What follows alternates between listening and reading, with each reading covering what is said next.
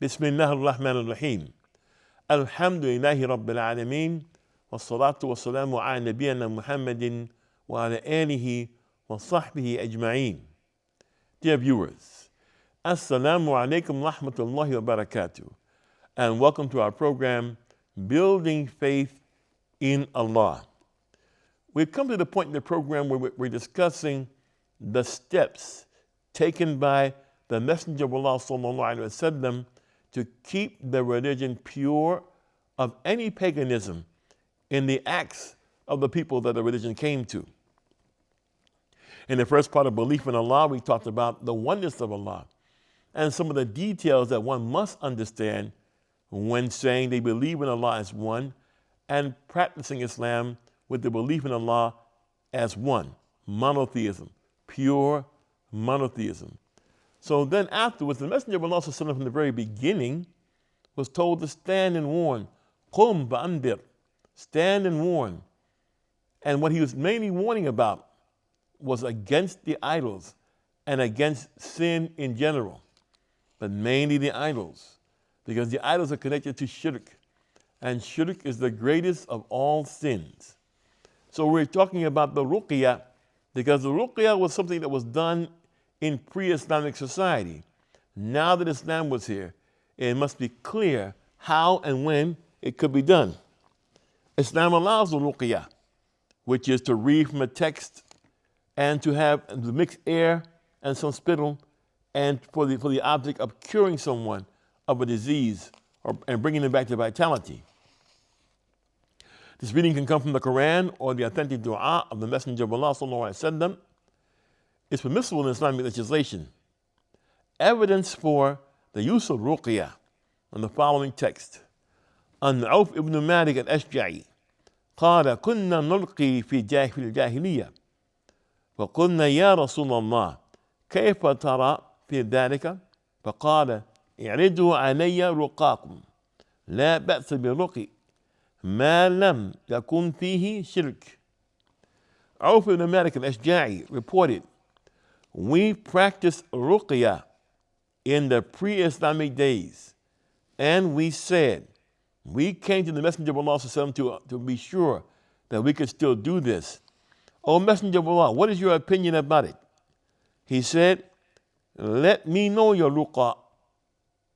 And he said, there's no harm in the Ruqyah, which does not contain polytheism. Here again, it could be done, but all shirk must be removed from it. An Anas and Rasulullah sallallahu alaihi wasallam rakhasa ruqya min huma wa ain wa namla. Anas ibn Malik reported, the Messenger of Allah sallallahu alaihi wasallam allowed the use or using ruqya from every type of fever, evil eye, or having an ulceration. عن جابر بن عبد الله قال رسول الله صلى الله عليه وسلم من استطاع منكم أن ينفع أخاه فليفعل.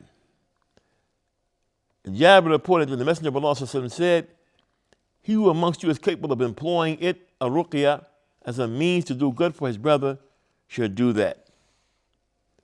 وعن عائشة رضي الله عنها قالت كان رسول الله صلى الله عليه وسلم إذا اشتك منا إنسان مسحه بيمينه ثم قال أذهب البأس رب الناس واشفي أنت الشافي لا شفاء إلا شفاؤك شفاء لا يغادر سقما.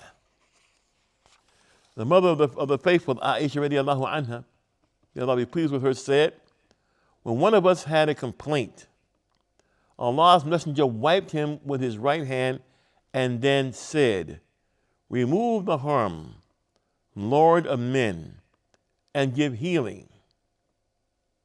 You are the healer. There is no healing but yours.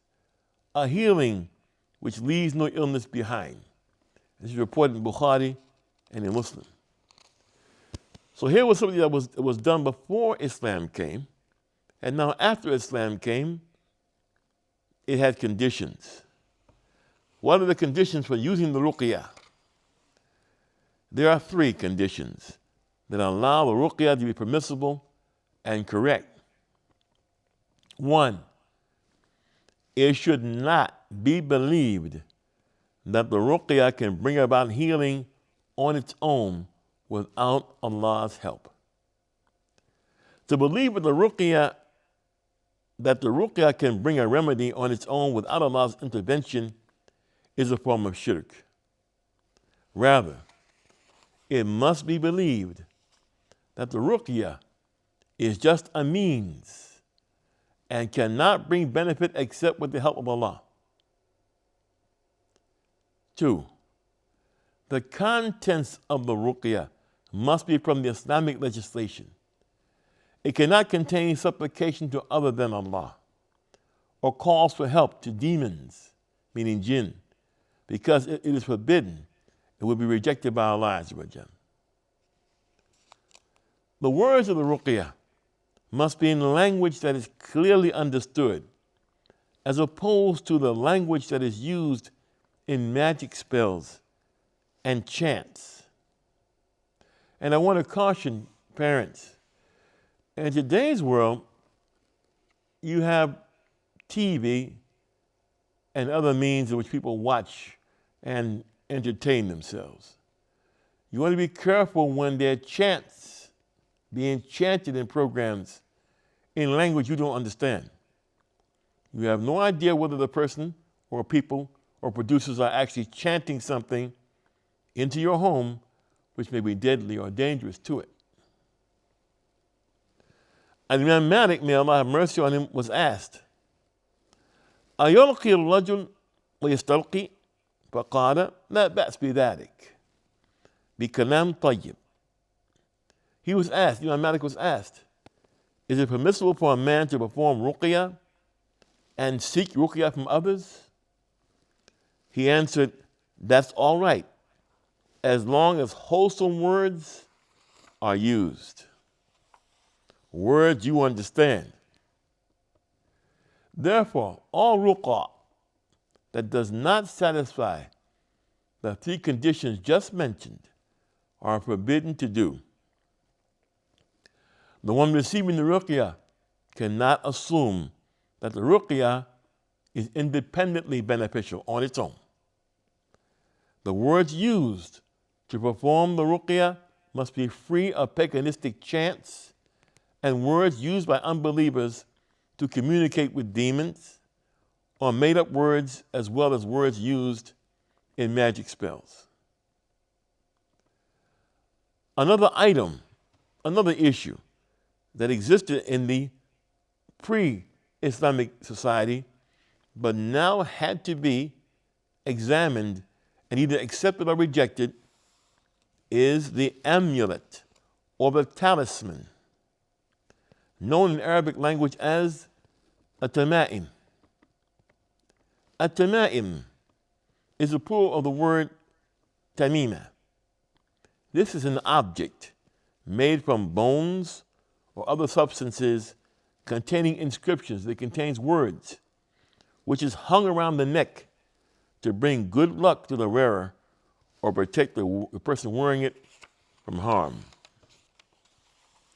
The Arabs, in the time of pre-Islamic ignorance and Jahiliyyah, used to hang these amulets on the necks of their children, believing that the child would be protected from the evil eye by wearing these amulets. So what is the ruling of wearing these amulets around the neck from the standpoint of the Shariah, the Islamic law?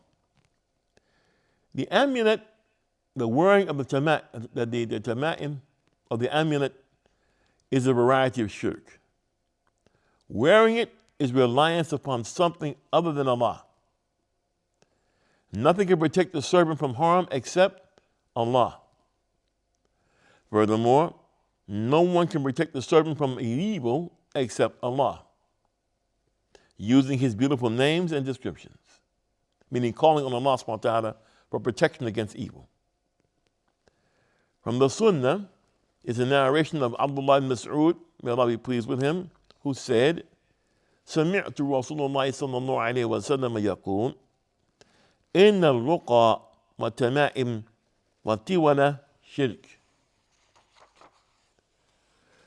He said, I heard the Messenger of Allah sallallahu alaihi wasallam say, spells, charms, and love potions are polytheism, meaning they are shirk.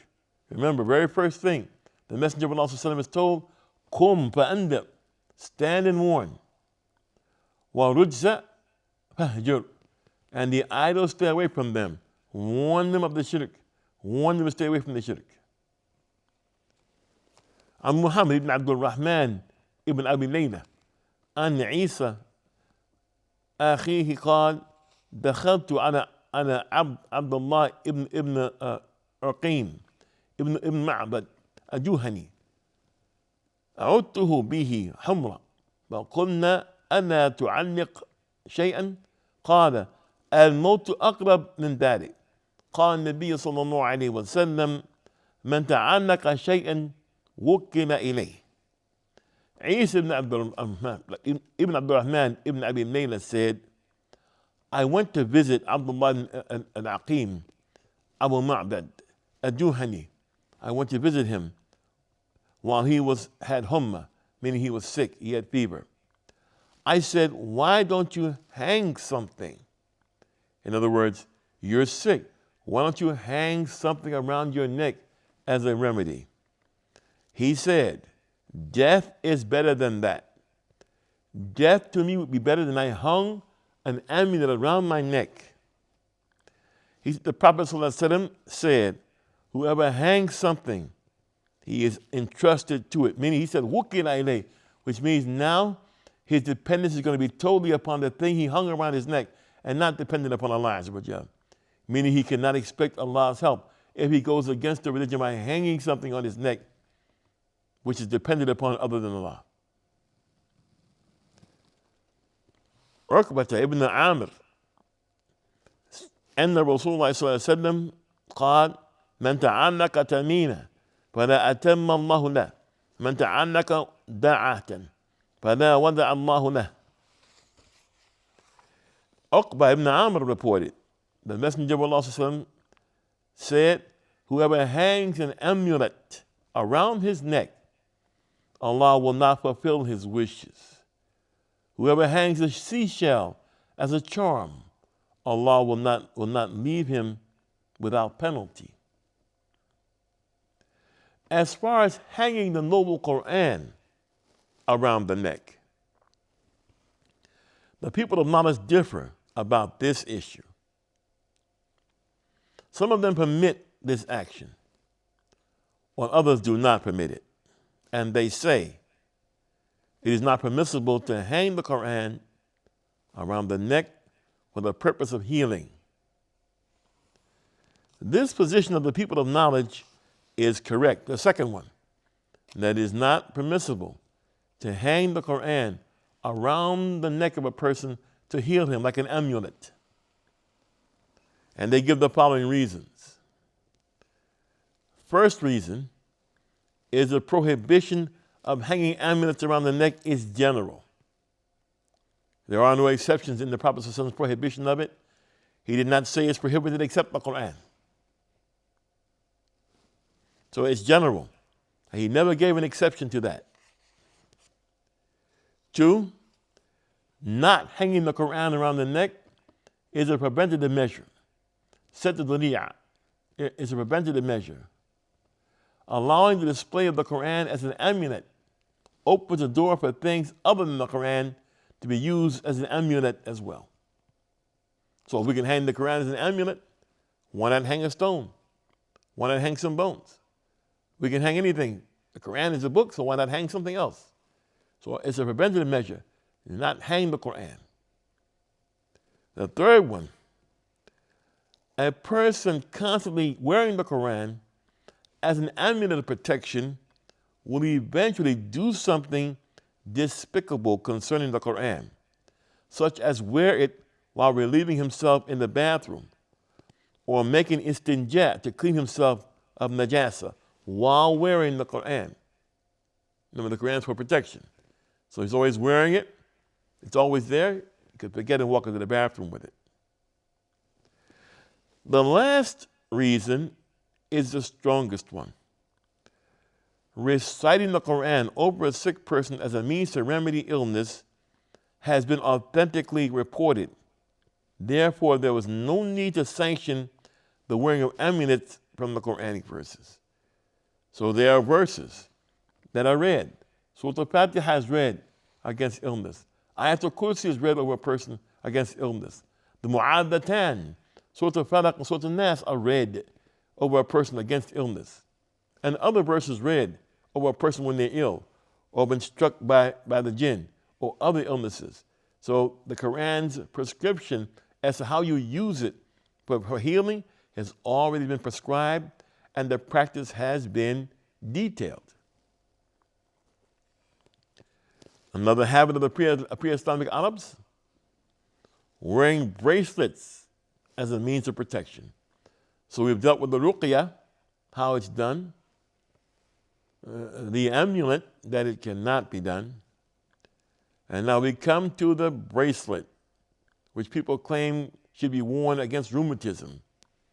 Wear a brass bracelet, or wear a gold bracelet, or wear a silver bracelet. Here again, for healing and protection. This refers to bracelets made from gold, silver, brass, or other material. The pre-Islamic Arabs wore bracelets made from wool and linen. They used to hang these bracelets on their arms to protect themselves from harm or to achieve benefit or to defend themselves from the evil eye. Allah says, قُلْ أَفَرَأَيْتُم مَا تَدْعُونَ مِن دُونِ اللَّهِ إِنْ أَرَادَنِي اللَّهُ بِضُرٍّ فَهَلْ هُنَّ كَاشِفَاتُ ضُرِّهِ أَوْ أَرَادَنِي بِرَحْمَةٍ هَلْ هُنَّ مُمْسِكَاتٍ رَحْمَتِهِ قُلْ حَسْبِيَ اللَّهُ عَلَيْهِ تَوَكَّلُوا الْمُتَوَكِّلُونَ. More about this, inshallah, dear viewers, in our next episode, inshallah. I'm Talib Abdullah for the Sharjah Broadcasting Authority. Thank you for the privilege of your time. Assalamu alaikum wa rahmatullahi wa barakatuh.